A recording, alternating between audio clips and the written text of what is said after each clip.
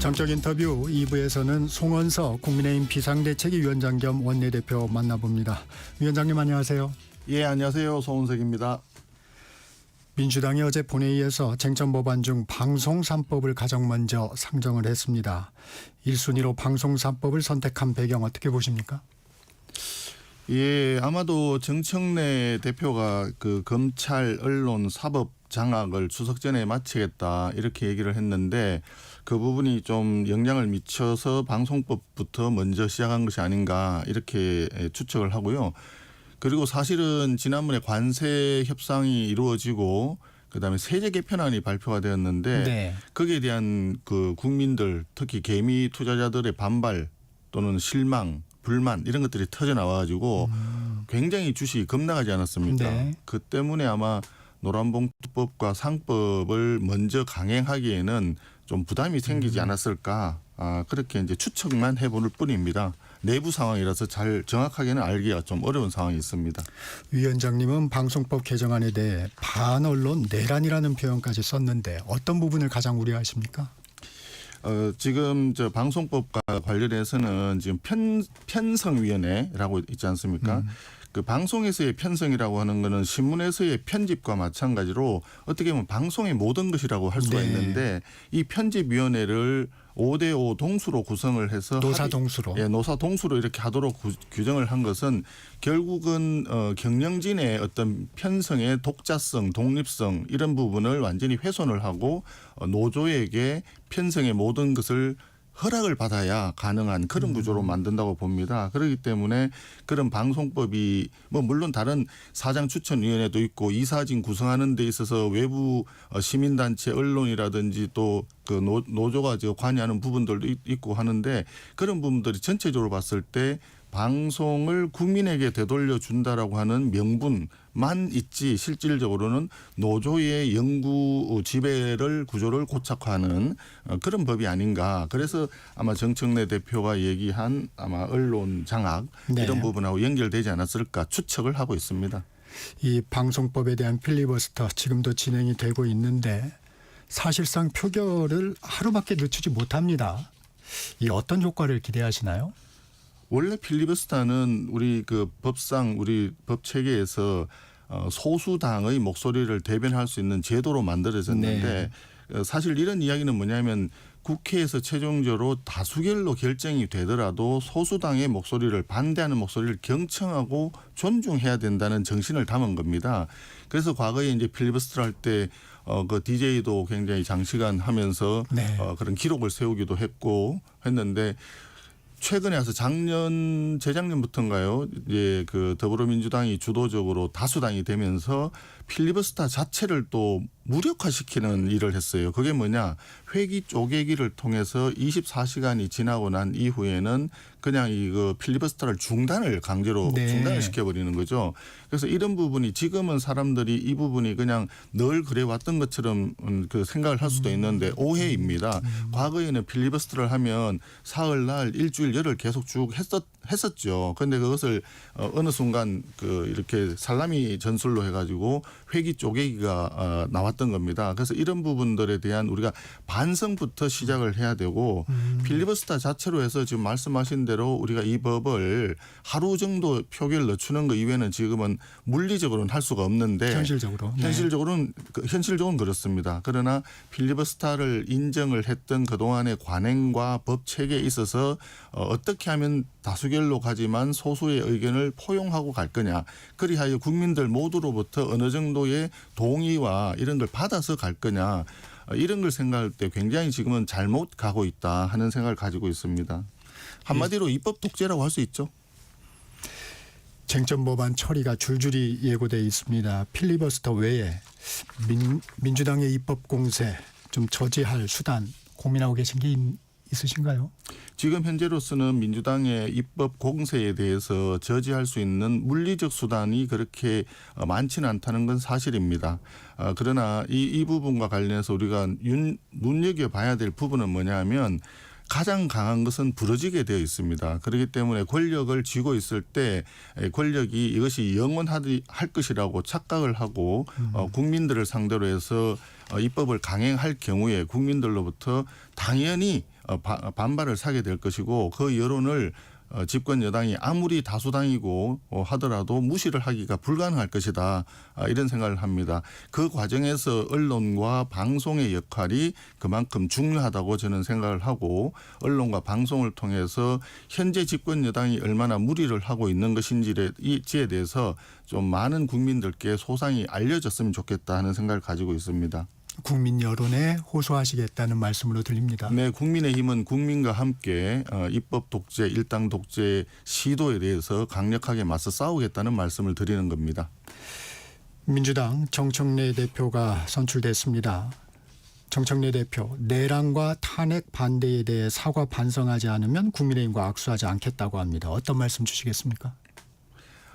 예, 그 참 이해하기 참 어려운 발언입니다. 일단 우리 당을 내란 세력이라고 규정하고 계속 내란 하는 것도 사실은 이해하기가 어렵습니다. 동의가 안 되는 부분입니다. 우리 당이 예를 들어서 윤석열 대통령의 계엄 자체를 내란이라고 하느냐 여부도 이제 수사나 재판 결과에 나오겠지만 설령 그렇다 하더라도 우리가 비상계엄을 했는 것도 아니고 왜 내란 세력으로 하는 건지 그거는 좀 과잉으로 프레임을 잡아간 것이다. 이렇게 생각을 하고 우리 당 의원님들이 얘기했던 것은 다 좋다. 그리고 비상계엄 했는 부분에 대해서는 우리 당도 사과를 하고 했었습니다. 그런데 다만 이제 그 윤석열 대통령을 체포하겠다고 하는 과정에서 있었던 일들은 공수처가 그때 내란죄 수사 권한이 없다는 것은 중앙지법 판사도 인정을 했지 않습니까? 그런 부분이라든지 영장을 중앙지법에서 영장이 기각됐는데 남부지법에서 그걸 했다라든지 이런 과정 그리고 2차 체포영장의 경우에 2개를 이제 풀로 붙여서 했다는 부분 이런 등등을 볼 때는 이런 부분들은 법치주의에 어긋나는 것 아니냐.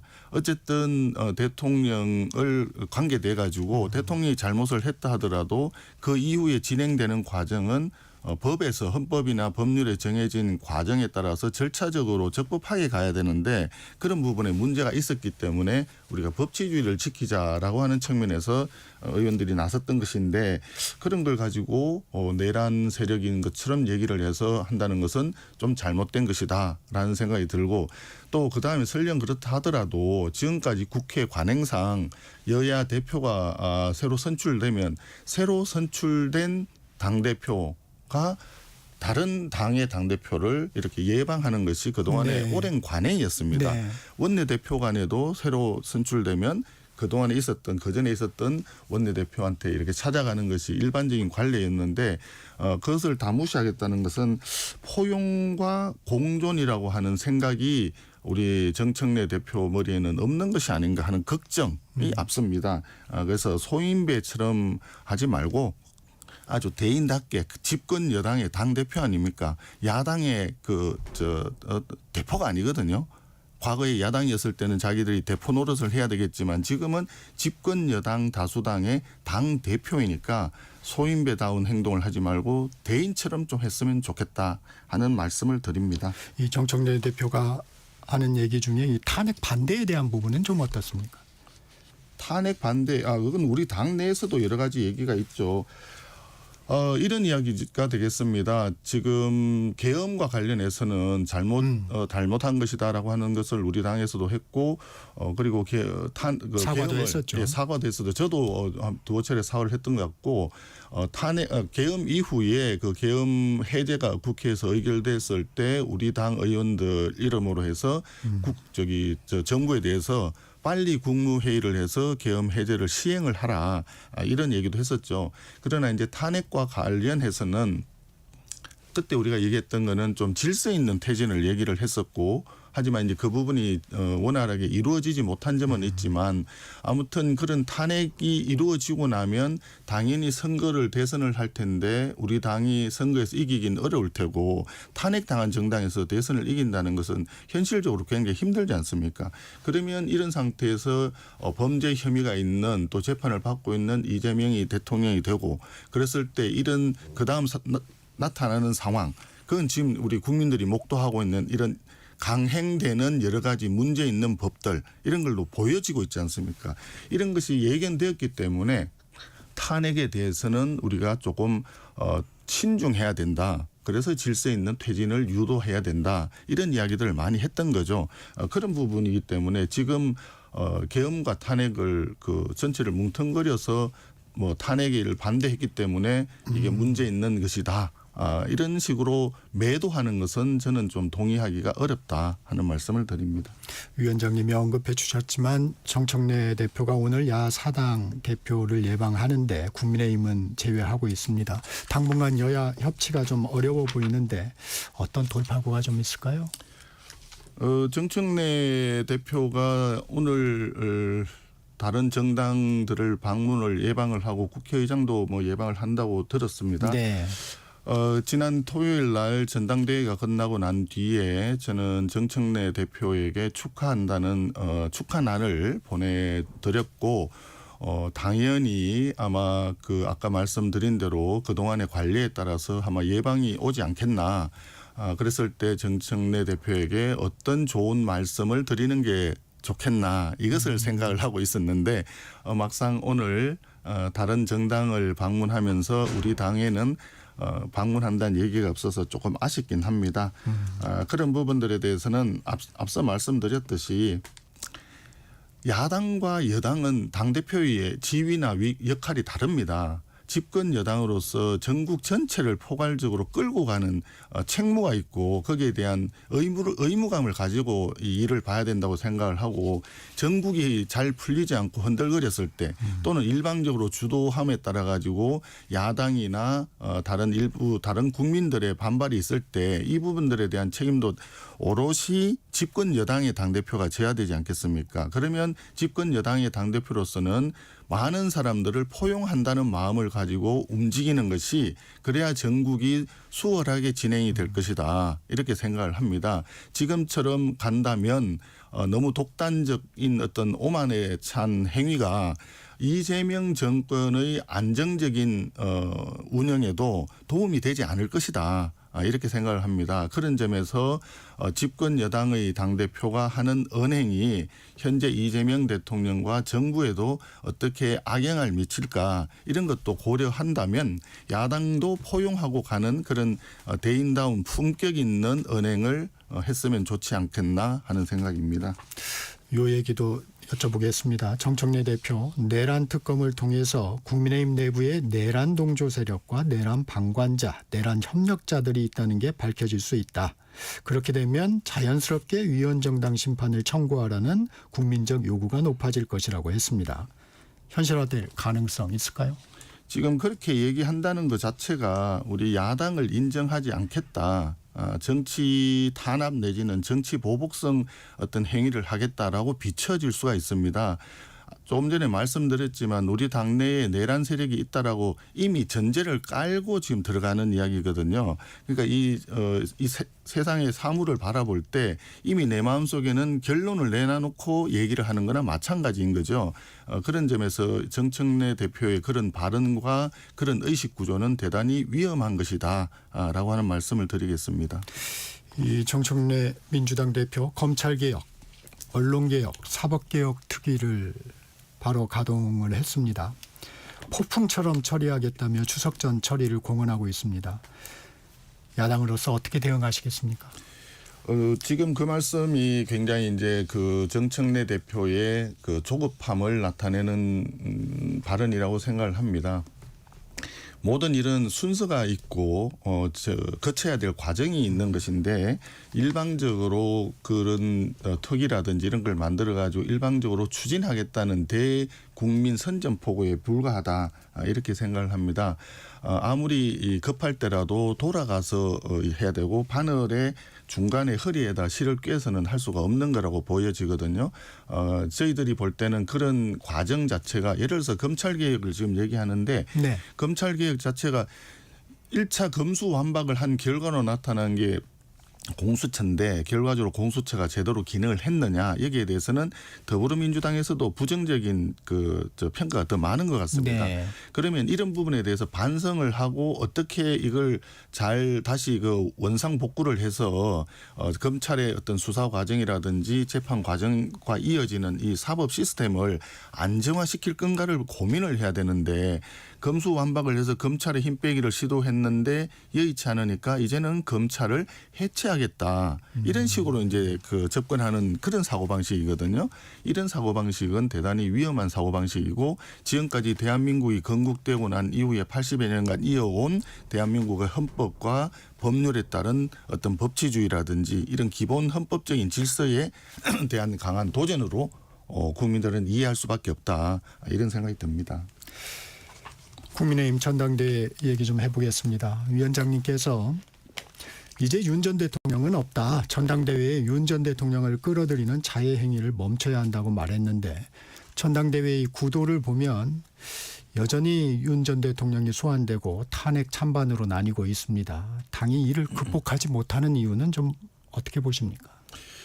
우리 당내에 지금 제가 말씀드린 그대로입니다. 윤 대통령은 이미 탈당을 했고 우리 당 사람이 아닙니다. 그런 상황에서 친윤이니 반윤이니 이런 식으로 하는 것은 실체가 없는 프레임이다. 이렇게 생각을 합니다. 다만 이제 선거가 되다 보니까 전당대회에서도 윤 대통령을 가지고 이렇게 본인의 유불리를 삼아서 네. 얘기를 하는 윤 대통령 기준으로 하는 것은 이것은 갈등을 유발하고 우리 자체의 분열 요소만 키운다. 그런 것은 우리 당에 결코 도움이 되지 않고 국민들께서도 그걸 원치 않을 것이다. 우리 당이 전당대회를 하는 것은 과거와의 전쟁이 아니라 미래로 가기 위한 전쟁이고 현재 가지고 있는 과거의 아픈 상처를 자꾸 덜 추어낸다는 것이 중요한 것이 아니라 국민에게 신뢰를 되찾기 위해서 우리가 어떻게 혁신하고 우리가 어떤 정책과 제도로서 국민들께 다시 한번 우리를 좀 지지해 주십시오. 이렇게 할 건지 이런 고민을 하는 것이 당연히 필요하다고 생각을 합니다.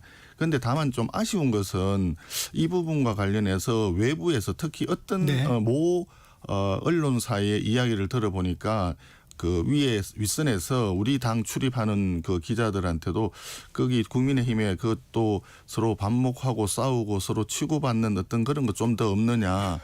이런 식으로 지시를 했다는 얘기까지 들립니다. 사실이 아니기를 저는 바라는데 저희들 국민의힘을 바라보는 외부에서의 일부 시각은 계속해서 우리 국민의힘을 그런 어떤 서로 간에 분열하고 반목이 있고 싸우는 이런 프레임으로 가두려고 하는 그런 시도가 좀 있는 것 같아서 그런 부분에 대해서는 상당히 아쉽게 생각을 하고 있습니다. 이 민주당 새 당대표로 정청래 의원이 되면서 국민의힘 전당대회도 강성 지지층의 영향력이 높아질 거라는 분석도 나옵니다. 이런 분석에 대해서는 어떻게 생각하십니까? 정청래 당대표가 더불어민주당에서 당대표가 된 부분에 대해서는 자체적인 분석에서 보니까 소위 말하는 개딸 집단의 어떤 지지 이런 부분들이 많이 작용을 했다라고 분석을 하는 것 같습니다. 그런데 우리 당에서는 우리 당을 지지해 주시는 국민들이나 우리 당 핵심 당원들은 그렇게 어떤 강성적인 이미지를 가지고 한쪽으로 쏠리는 것을 그렇게 선호하지 않는 것으로 저는 이해를 하고 있고요. 지금까지 표로 나타난 부분도 저는 그렇게 가깝다고 생각을 합니다. 물론 지난 탄핵 과정과 대선 과정을 거치면서 우리 당 당원들이나 지지자들이 상당 부분 한쪽으로 몰린 건 사실입니다. 왜 그러냐 하면 이재명 더불어민주당 당대표 시절부터 우리와 같이 계속 경쟁하고 투쟁하는 사이였기 때문에 한쪽으로 몰려 있는 건 사실인 것 같긴 한데 그러나 그럼에도 불구하고 우리 당의 핵심 당원들은 중심을 잡고 나아갈 것이라고 저는 믿고 있고 전체적으로 지금 현재도 그렇게 가고 있다고 생각을 합니다. 지금 현재 당대표 후보나 최고위원 후보로 나온 분들 중에서 표를 얻기 위해서 전략적으로 여러 가지 발언을 할 수도 있지만 발언이 좀 강해지고 있습니다. 발언을 할 수도 있지만 그것은 전당대회에서 표를 구하기 위한 과정이라고 저는 생각을 하고 있고요. 결과적으로는 당이 분열이라든지 뭐 투쟁이라든지 이런 쪽으로 한쪽으로 쏠리기보다는 오히려 당의 미래를 우리 국민과 함께 국가를 위해서 무엇을 해야 우리가 올바른 정치를 하는 것인가 이런 쪽이 조금 더 가까울 거라고 생각하고 있습니다. 이 후보들의 발언이 앞서도 말씀드렸지만 좀 세지고 있습니다. 김문수 후보는 이런 말을 했습니다. 민주주의를 지키는 데는 반드시 피가 필요하다. 4.19, 5.18, 3.15 왜 피를 흘렸냐. 지금 상대는 총통 독재다. 장동혁 후보는 정청래는 내란 교사범이자 주범이다. 계엄 유발 책임을 묻겠다. 이 발언 강도들이 조금씩 세지고 있는데 어떤 말씀 주시겠습니까? 강도가 세지는 게 아니라 적확하게 지적을 한 것이라고 저는 보여지는데요. 예를 들어서 그 계엄 유도라고 하는 부분과 관련해서는 아마 그런 이야기를 하겠죠.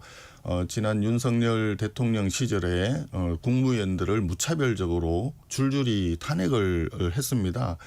그 자체가 국정을 발목 잡는 것이 아니라 아예 마비시키는 행위라고 볼 수 있죠.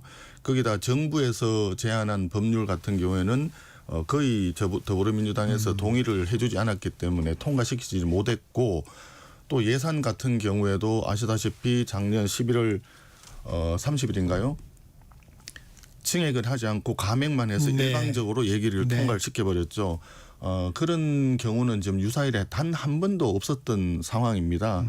그 자체는 예산을 반영을 시키지 않고 다 감액을 한다는 것은 아무런 일도 하지 말라는 얘기거든요. 그러면 그런 것을 봤을 때 이것은 굉장히 이 절대 다수 의석을 가지고 있다고 해서 야당이 이렇게 하는 것은 결과적으로 정부를 무너뜨리려고 하는 거 아니냐 해서 결과적으로 그것이 오히려 거꾸로 봤을 때 진짜 국정을 마비시켜서 정권을 장악하려고 하는 하나의 내란적인 음모가 있는 거 아니냐 이렇게 아마 이해를 하고 그런 발언을 하지 않았을까 이런 생각이 드는 것이고 그 마찬가지로 그런 점에서 현재의 더불어민주당과 이재명 정권에서 민주주의 정신에 반하는 어떤 그런 방향으로 지금 보여지는 것은 그 일당 독재나 다름없이 검찰이나 언론이나 사법 시스템을 완전히 장악하겠다고 하는데 그런 독재의 길로 간다면 당연히 뭐 지금 거기서 얘기하는 여러 가지 과거에 우리 민주화 운동을 했을 때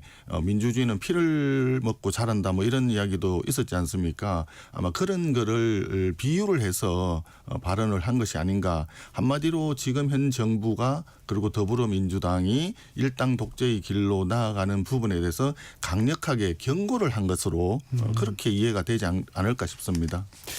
이 국민의힘 인적 쇄신의 어려움에는 개헌 저지선도 자리 잡고 있습니다. 김문수 후보, 주진우 후보 모두 개헌 저지선은 지켜야 한다고 주장합니다.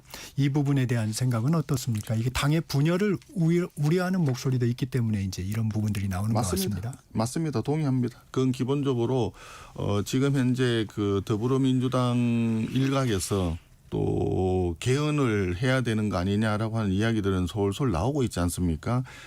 그것이 이재명 대통령의 뜻인지 여부는 정확하게 알 수는 없으나 이재명 대통령이 만약에 그렇게 개헌을 시도를 한다고 한다면 그 부분에 있어서는 상당히 국민적인 저항이 있을 것이다라고 생각을 합니다.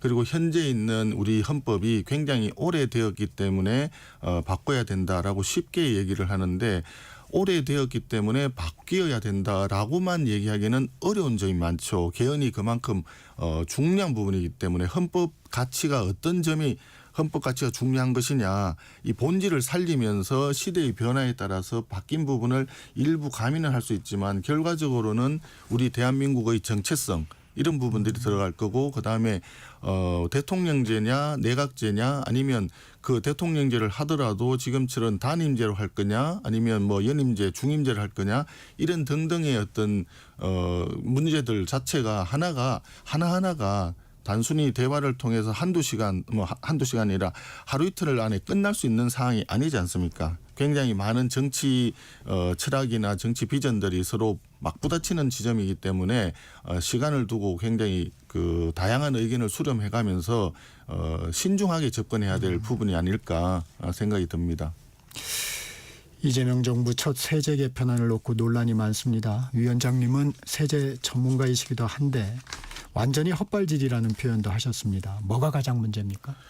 세제는 가장 중요한 게 오늘 이렇게 했다가 내일 저렇게 했다가 하루아침에 뚝딱뚝딱 바뀌는 그런 식으로 하면 절대 성공할 수가 없습니다. 그게 어떤 내용이든 세율을 올리는 것이든 내리는 것이든 중요한 거는 세금은 상대가 있는 것이고 그 상대라고 하는 것은 대한민국 국민과 대한민국 기업입니다. 그러면 우리 국민과 기업의 신뢰를 쌓아야 이게 세제가 정착이 되는 부분이거든요. 그런데 지금 정부에서는 이번에 법인세 세율을 1%포인트 인상한다 그러고 그다음에 주식 대주주 양도 차익 과세하는 부분을 50억 초과해서 10억 초과로 대폭 확대하겠다. 이렇게 하니까 바로 주식시장에서 급락을 했지 않습니까? 다음 날. 그 다음 날 바로 급락을 했어요. 네. 그 자체가 주식시장에 들어와 있는 개미 투자자들이 거기에 대한 평가를 내린 거죠. 국민들은 이건 신뢰할 수 없다. 이건 잘못된 것이다. 라고 판단을 한 겁니다. 그러니까 놀라서 김병기 원내대표가 그랬던가요? 10억으로 낮추는 부분에서는 다시 재검토하겠다라고 네. 했는데 또 돌아서서 정책위 의장은 그렇게 하면 안 된다. 당내 논란이 이걸 있죠. 50억을 10억으로 낮춘다고 해서 주식시장에 영향을 미치는 것이 아니다. 또 이렇게 얘기를 했습니다. 그러니까 또 많은 개미 투자자들이 거기에 몰려가서 막 댓글을 달았어요. 이게 뭐 좀 안 좋은 이야기까지 들어가면서 그렇게 하니까 정청래 이번에 당대표도 새로 검토하겠다라고 또 얘기를 했습니다. 이런 것 자체가 굉장히 신중치 못하다는 이야기입니다. 절대 다수를 가지고 있으면서 집권 여당, 정부 여당이 정책을 폈을 때 50억 초과해서 10억 초과로 이거 대주주의 양도차익 과세 대상을 확대를 했을 때 이것이 어떻게 영향을 미칠 것인가. 그럼 이 부작용이 나왔을 때 이걸 어떻게 해소할 것인가까지 다 고민을 해서 정책을 발표해야 되는데 일단은 한번 던져놓고 국민들이 와글와글 하니까 그래 그럼 재검토해 볼게 하는데 또 한쪽에서는 그게 아니야. 이런 중구난방이 되는 이런 식의 정책 의사결정은 대단히 잘못된 것이다. 국민들이 신뢰를 할 수가 없는 것이죠. 그렇기 때문에 이건 한마디로 잘못되었다고 저는 그냥 이 얘기를 한 것입니다. 이 얘기도 여쭤보겠습니다. 윤 전 대통령 특검 소환을 둘러싸고 소환 불응, 체포영장, 저항 이 같은 일련의 과정 좀 어떻게 보셨습니까? 예, 지난 전 대통령의 어떤 그런 개인적인 이야기까지 언론에 이렇게 시시콜콜이 나오는 것 자체가 대한민국의 그 국격에 맞지 않는다고 생각을 합니다. 예, 그런 해프닝으로 지나가는 것이 좋지 않을까 싶습니다. 김건희 여사 내일 결국 포토라인에 서게 됐습니다. 당연한 수순이라고 판단하십니까? 수사와 관련해서 필요한 부분이라면 그런 일도 있을 수 있다라고 생각을 합니다. 궁극적으로 생각한다면 일국의 그 대통령 전직 대통령 부인인데 일국의 대통령을 지냈던 영부인이었던 분이 포토라인에 선다는 것 자체가 사실은 대단히 유감스럽고 안타까운 것은 사실입니다. 법적인 어떤 테두리 내에서 정상적인 수사 과정이라면 협조를 해야 되지 않을까 하는 생각이 들고 다만 이런 걸 가지고 국민의 어떤 감정적인 측면에서 계속 이 문제를 바라본다든지 또는 해석한다든지 또는 또 다른 측면에서 정치적인 측면에서 자꾸 해석을 하려고 한다든지 이런 부분도 다소 좀 자제되어야 될 부분 아닌가 생각합니다. 여기까지 듣겠습니다. 송원석 국민의힘 비상대책위원장 겸 원내대표와 말씀 나눴습니다. 고맙습니다. 예, 감사합니다. 잠시 후 8시 반부터 일부 지역국에서